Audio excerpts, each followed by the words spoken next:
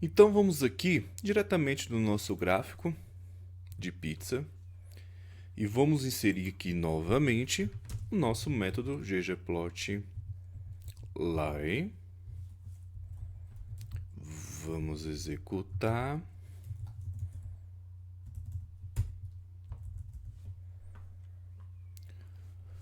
Primeiro ponto de observação. Opa, deixa eu executar aqui novamente. Primeiro ponto de observação, olha o tanto de warning que ele dá aqui, né? O que ele está dizendo aqui? Que ele está deixando de fazer alguns retornos, umas conversões, tá? Por quê?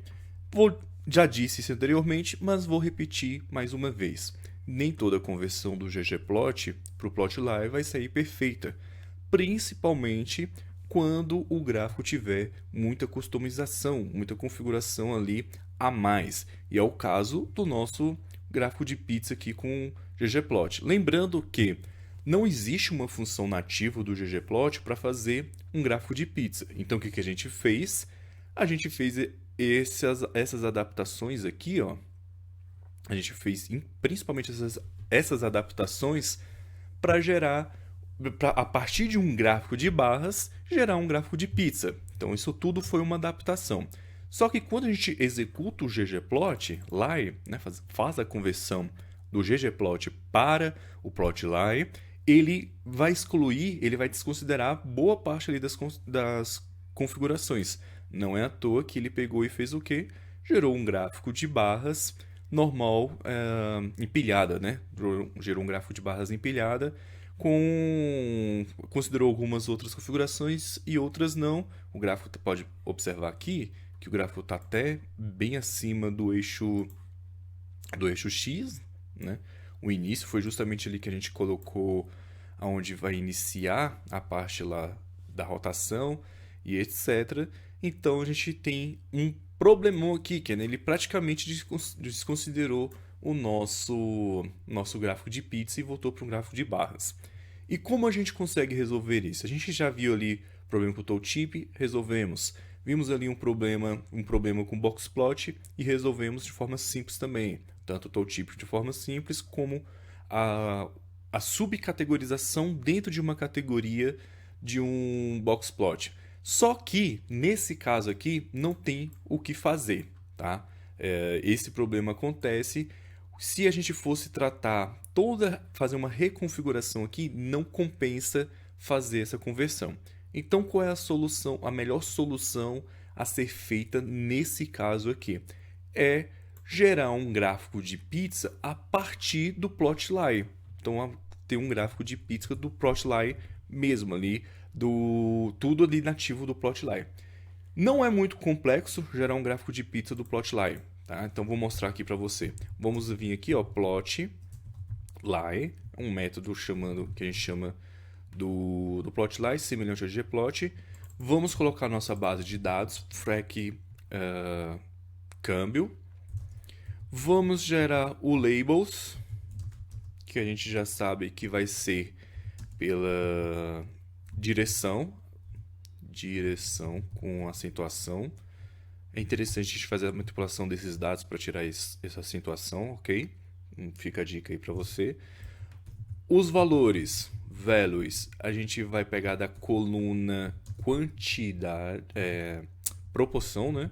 Porque é proporcional que a gente quer, a frequência relativa. O tipo de gráfico, type pie chart. Vamos colocar aqui, vamos gerar esse gráfico aqui inicialmente. Vamos já gerar inicialmente só esse aqui para a gente observar como é que vai ficar. Opa. Não é direção, né? Câmbio, desculpa. Errei aqui. Câmbio. Vamos executar. E pronto, ó. Aqui está nosso gráfico totalmente criado. Então temos aqui a legenda já. A disposição dos rótulos fica até melhor do que do ggplot. Do ggplot 2 a gente consegue gerar ali o rótulo mais confiável, numa posição melhor, certo? Então o nosso gráfico é gerado aqui com os rótulos até mais organizado, automático, Tem umas redundâncias aqui também, ó, 99, 93. Ele coloca o valor ah, absoluto ali, inteiro, né? Por completo, e o arredondado, 99,4%. E aqui nós temos o não informado de 0,6%. Beleza? Então a gente pode customizar mais algumas coisas para ficar melhor ainda. Então, por exemplo, a gente pode colocar o teste info, que é o nosso rótulos aqui, teste info. A gente pode indicar para ele que a gente quer o label mais o percent. O percent.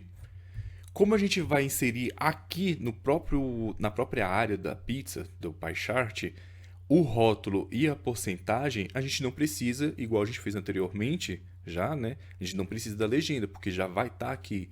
Então o gráfico fica mais limpo.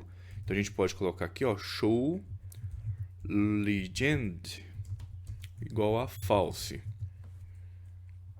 A gente pode.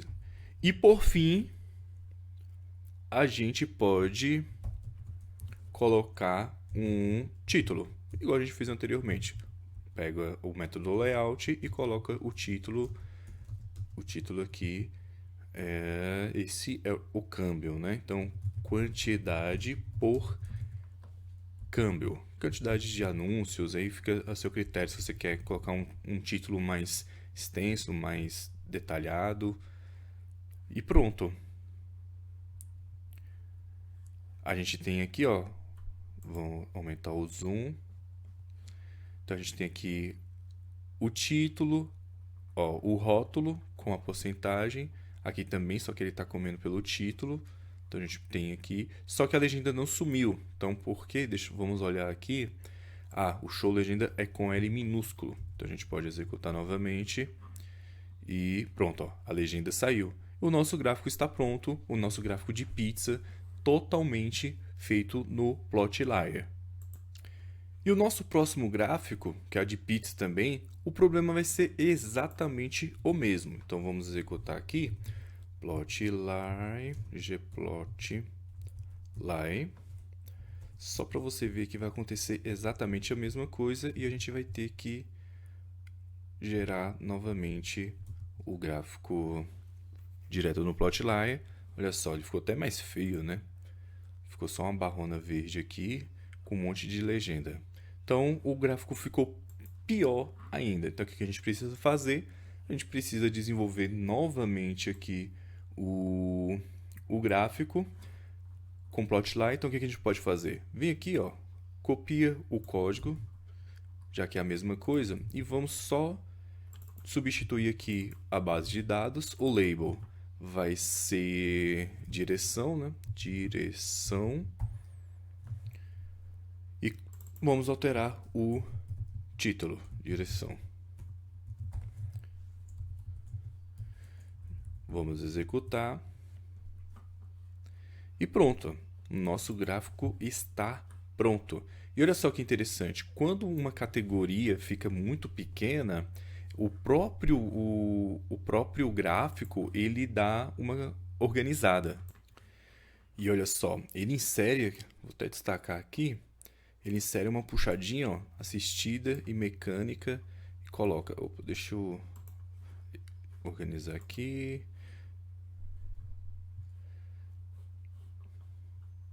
Deixa eu diminuir um pouco o zoom.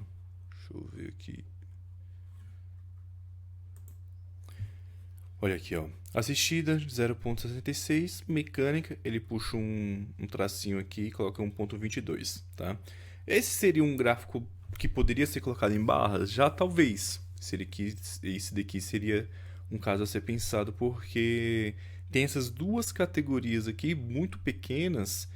Mesmo ele mostrando aqui, a gente tem que ver como é que ficaria num dashboard, porque a dimensão vai ser um pouco menor, linhas e colunas, então a gente tem que organizar para ver se realmente isso aqui apareceria junto no gráfico, direito no dashboard. Mas vamos deixar no pie chart mesmo, no gráfico de pizza, e você depois pode fazer essa alteração aí de acordo com o que a gente já aprendeu até o momento.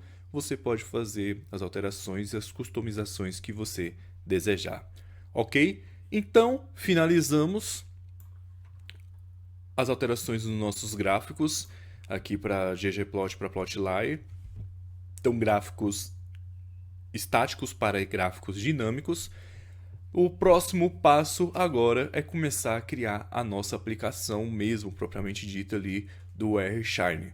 A gente vai ver algumas coisas, umas introduções ali teóricas sobre o Shine, para você entender bem como é que funciona, principalmente a divisão do que é feito para mostrar para o cliente, o que é feito dentro do que a gente chama de back-end, dentro do código. E vamos criar a aplicação ali na prática para fazer tudo do zero. Então a gente vai, como eu disse, a gente vai criar a aplicação, vamos fazer o passo a passo ali.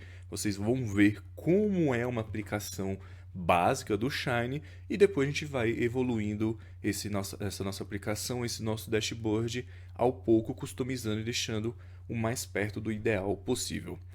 Beleza? Muito obrigado por ter participado até aqui e até a próxima aula.